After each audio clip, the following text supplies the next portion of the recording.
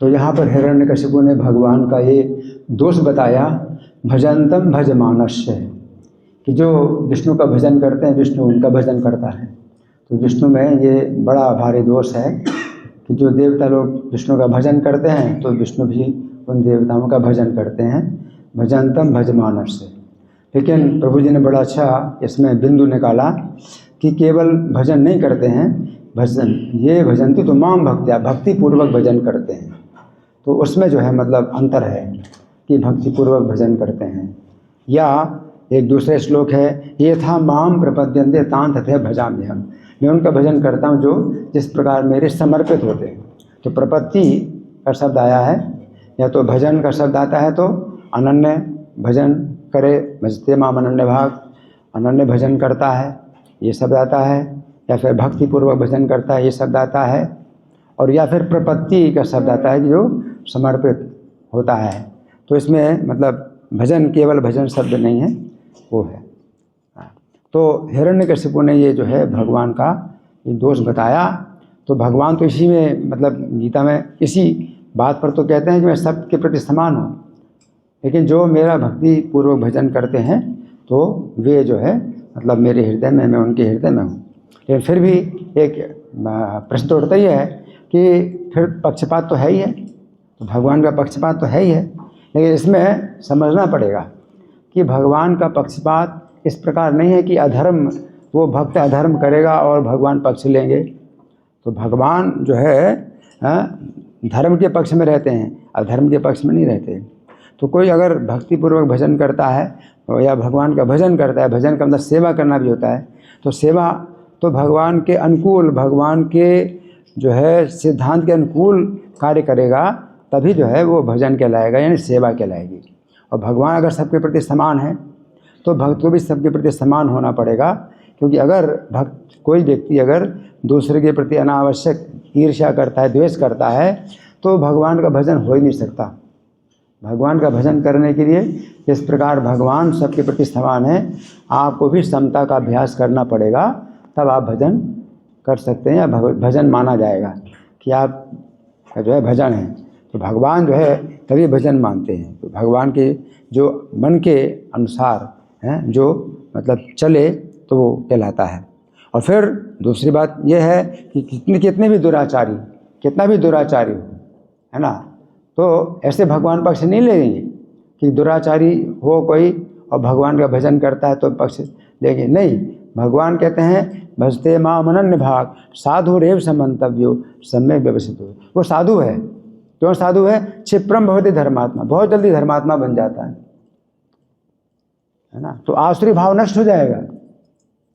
तो यहाँ पर जो है जो हिरण्यकशिपु भगवान के ऊपर जो दोष लगा रहा है कि असुरों के जो है भगवान बिल्कुल मतलब रहते हैं, विपक्ष में रहते हैं और देवताओं के पक्ष में रहते हैं। यहाँ पर बात यही है कि धर्म जो है केंद्र में है, और भगवान जो है धर्म की रक्षा करने वाले, धर्म के वक्ता हैं, धर्म का पालन करने वाले हैं। और जो व्यक्ति धर्म का पालन करेगा तो उसमें भगवान की बनाई हुई जो नियम हैं, जो धर्म हैं, कानून हैं, उनके अनुसार जो चलेगा तो वो जो है भगवान का प्रिय होता है।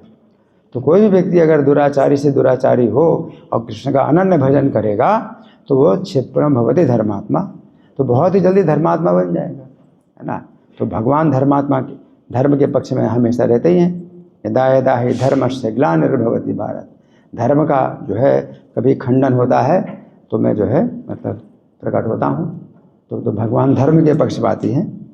तो फिर उसने जो भगवान के ऊपर आरोप लगाया, बालस्य अस्थिरात्मना, बालक के समान इनका दिमाग जो है चंचल है।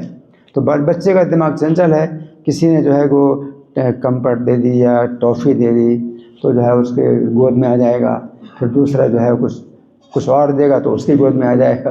तो बच्चे का मन तो चंचल है, तो किसी बात में गुस्सा हो जाएगा, किसी बात में खुश हो जाएगा। तो भगवान का ऐसा हिसाब नहीं है, बल्कि देवताओं का है कि देवता लोग जो है वर दे देते हैं प्रसन्न होकर के, चाहे शंकर जी हो चाहे ब्रह्मा जी हो, और बाद में उनको पश्चाताप होता है कि मैंने इसको वर दिया तो देखो मेरे वर का दुरुपयोग कर रहा है और मेरे विरुद्ध ही फिर कार्य करता है।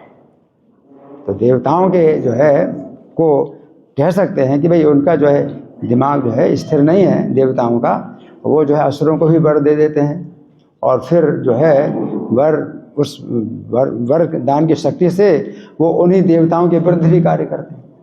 ब्रह्मा जी वर देते हैं, ब्रह्मा जी के विरुद्ध कार्य करता है। शंकर जी वर देते हैं, शंकर जी के विरुद्ध वो कार्य करता है। तो उनको तो आप कह सकते हैं, भगवान में ऐसा नहीं है। भगवान किसी को ऐसा वर देते ही नहीं है कि उसका दुरुपयोग करेगा, है ना। तो इसलिए जो असुर लोग होते हैं वो भगवान के भक्त नहीं बनते। जैसे कि वो था वृकासुर, तो नारद जी से पूछा कि जल्दी जो है कौन प्रसन्न होने वाला है, जल्दी मुझे प्रसन्न होकर के मेरे मुँह मांगा वरदान दे दे। तो नारद जी बताते हैं, साप प्रसाद योरीसा ब्रह्म विष्णु सेवा दया।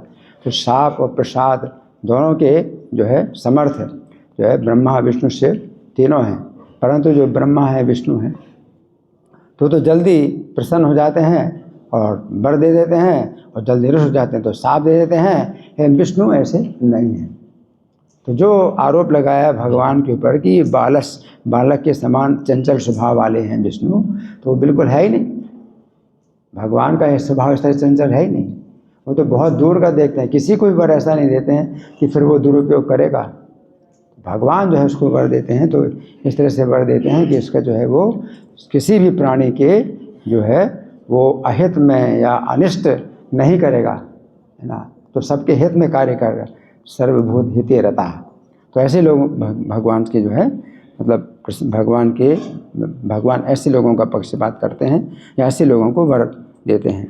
इसलिए कहा गया कि असुर लोग जो है विष्णु का भजन कभी नहीं करेंगे, क्योंकि जल्दी वरदान देने वाले हैं, है ना। फिर परीक्षित महाराज ने भी प्रश्न किया था कि भगवान देवताओं का पक्ष लेते असुरों का वध करते हैं। तो परीक्षित ने जब प्रश्न किया तो उनका प्रश्न था, उनका संदेह था, और इस संदेह को दूर करना चाहते हैं परीक्षित महाराज। तो ये परीक्षित महाराज का गुण है। परीक्षित महाराज ने यही प्रश्न किए हैं कि आप ये बताइए कि भगवान जो है देवताओं का पक्ष लेते हैं, असुरों का वध करते हैं, तो ये भगवान के गुण में मुझे बड़ा संदेह हो रहा है, और मेरा संदेह दूर होना चाहिए, ये भाव रहता है भक्त में। और असुर में क्या होता है, वो प्रश्न नहीं करता, वो निर्णय ले लेता है। तो हिरण्यकशिपु ने निर्णय ले लिया कि देवताओं के पक्ष में जो है विष्णु हमेशा रहते हैं और असुरों का जो है विनाश करते हैं, ये विष्णु का दोष है। तो अंतर यही है। तो हमारे अंदर भी जो है विचार आ सकता है कि भगवान के अंदर जो है, लेकिन आप प्रश्न करो, तद्विधि प्रणिपातेन परिप्रश्नेन सेवया। इसलिए प्रश्न करना मना नहीं है, और आपके दिमाग में अगर संशय बना रहा तो नायम लोकोस्ति ना परो न सुगम संशय आत्मा। अगर संशय आत्मा है तो फिर जो है मतलब कहीं भी शांति नहीं मिलेगी, संशय आपके हमेशा बना रहेगा। ये संशय हमेशा दूर करना चाहिए, प्रश्न करना चाहिए। तो प्रभुपाद ने हमेशा प्रश्न करने की विधि बनाई। उनके प्रवचन में हमेशा प्रश्न को आमंत्रित करते हैं, है ना, प्रश्न का स्वागत करते हैं, तो प्रश्न को प्रोत्साहन देते हैं। बल्कि दूसरी कथाओं में होता है कि नहीं, प्रश्न नहीं करना चाहिए, प्रश्न किया तुमने, प्रश्न नहीं करना है, कथा में कभी प्रश्न नहीं करना चाहिए। तो वो जो है इस प्रकार से दबकाते हैं कि प्रश्न बिल्कुल नहीं करना चाहिए, बस सुनो केवल।